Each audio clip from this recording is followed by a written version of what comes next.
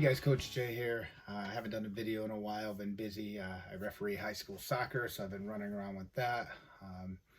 So my schedule's been a little mixed up. Obviously, getting into the routine of doing the podcast solo since Shruti left, which I wasn't really prepared for. So there was really no conversation leading up to that, so it was kind of abrupt. So just kind of getting back on track. I want to start getting videos out more as the soccer season's ending.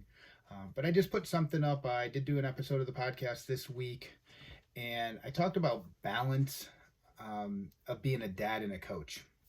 And I've talked about this in the past that it's a tough balance. I give credit, and I said this on the podcast, for all the coaches out there for youth sports, and we'll go from that and U8 or even younger, the U6, up through even high school age. Obviously, high school coaches, a majority of them, at least the head coach and the assistant coach, are paid positions. I know some high schools have a lot of volunteers as well, but then a lot of the youth sports are volunteers, and even the paid positions out there. I know at least at the high school level, we kind of joke that if you broke it down of what we made when you put in how many hours are in a high school season, I'd make more money in a month at McDonald's or Walmart than I would from that. So even though there is a check that goes in their pockets at the end of the year, it is very insignificant in the terms of the amount of time put in. So for all those coaches out there, thank you for putting in the time, giving our youth athletes the opportunity to participate in their sports and then even other activities where we have coaching and stuff like that. But I talked about the balance of being a coach and being a dad or a mom, and who needs to talk with our struggling athletes. I know in my two sons' cases, with my older son, if he's struggling, he needs coach to go over there and wake him up, get him focused, and get him back on track. Where my younger son at time, he is starting to transition where he needs coaching, but in the beginning, he kind of needed mom or dad to go over there and more of a comforting aspect. It's like, hey, you're doing okay, just keep focused, and more of that comforting aspect. So there's that balance of who needs to talk to you. When you're coaching your own kid, who needs to talk? Is it the parent that needs to talk, or is it the coach that needs to talk? And it's a struggle, because if we see our kids upset, mom and dad want to come out in a comforting aspect, but sometimes coach needs to come out with that tough love. And then this was prompted more so by my older son getting hurt. Both my kids are keepers, goalies for their soccer teams. One's a freshman, one's a senior. So my older son, the senior, comes out sliding outside the box, so he knows he can't use his hands, and actually got kicked in the face. He had a small bruise here. By the next day, it was puffy the whole eye, black and blue, and whatnot. Both coaches know me. Obviously, his coach knows me. The opposing coach knows me I coached for 15 years, so they know me through coaching. I've been reffing for 8 years, so they know me through reffing their matches over the years. Plus, obviously, the officials know who I am. In Connecticut, the rules are if you have a trainer, only the trainer goes out. The head coach isn't even supposed to go out. I brought this up in discussion that when mom and dad sign that permission slip, the coach is responsible for that athlete. So I, as a ref, will never stop a coach from going out. And for the most part, if your child's in a serious injury, there's really no one that's going to stop mom or dad going out. But I went out in the field to check on them, and I personally can go into work mode. The coach went out and checked on him. Obviously, I'm a concerned parent, but the coach went out and checked on him. All the coaching stuff I had, we've gone through and clinics on concussion protocols and how to check for that. I'm first aid certified, CPR certified. So the training aspect, personal trainer, all that went out. And as a coach and a trainer, I checked on my son. My wife, on the other hand, I could see her trembling in the stands, wondering what's going on, until eventually I told her to come on the field once he was sitting up on the bench. It's a tough thing. Obviously, we're emotional. I had to hold back at times, more so once we got home, and now his emotions were coming out about his high school season potentially being done. And then that's where the dad aspect came in and gave him as much comforting as he can. But like I told him at one point, there's nothing I can say to give you your season back. There's nothing I can say to take the injury away.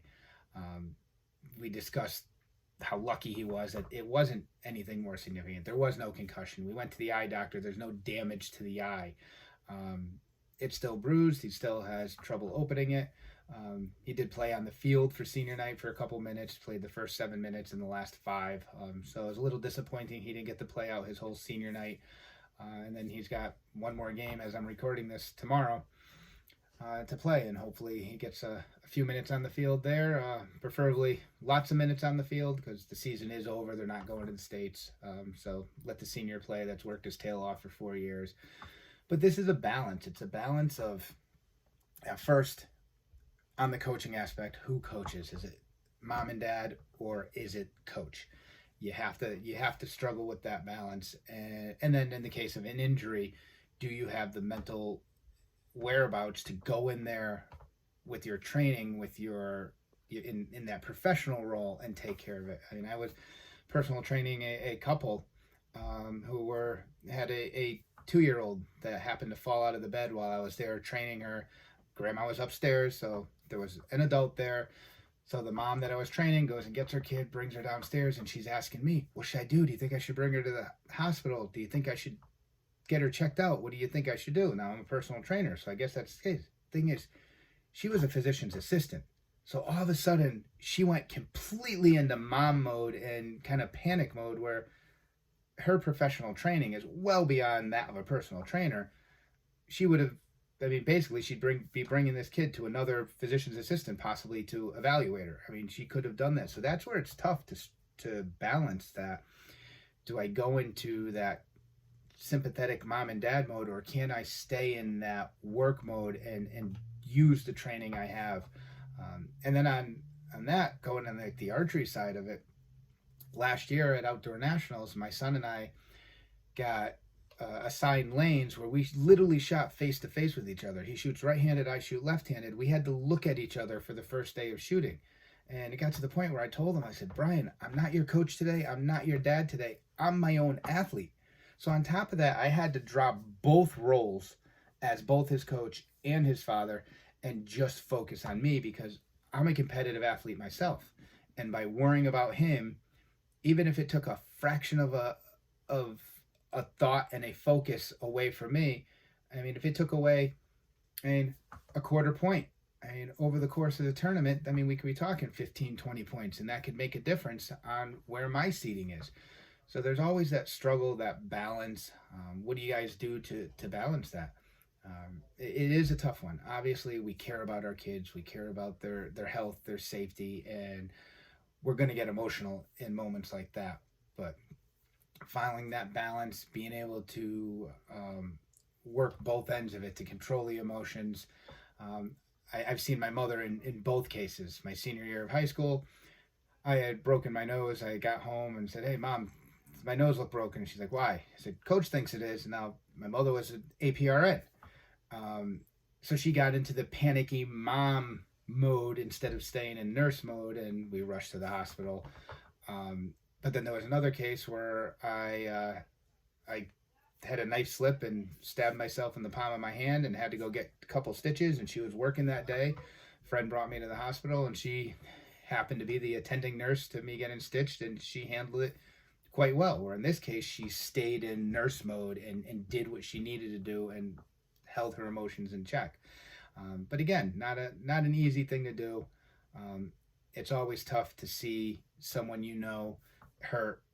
I kind of joke that the movies that get me choked up are the ones where the high school athlete gets hurt. I mean, you remember the Titans, your Friday Night Lights.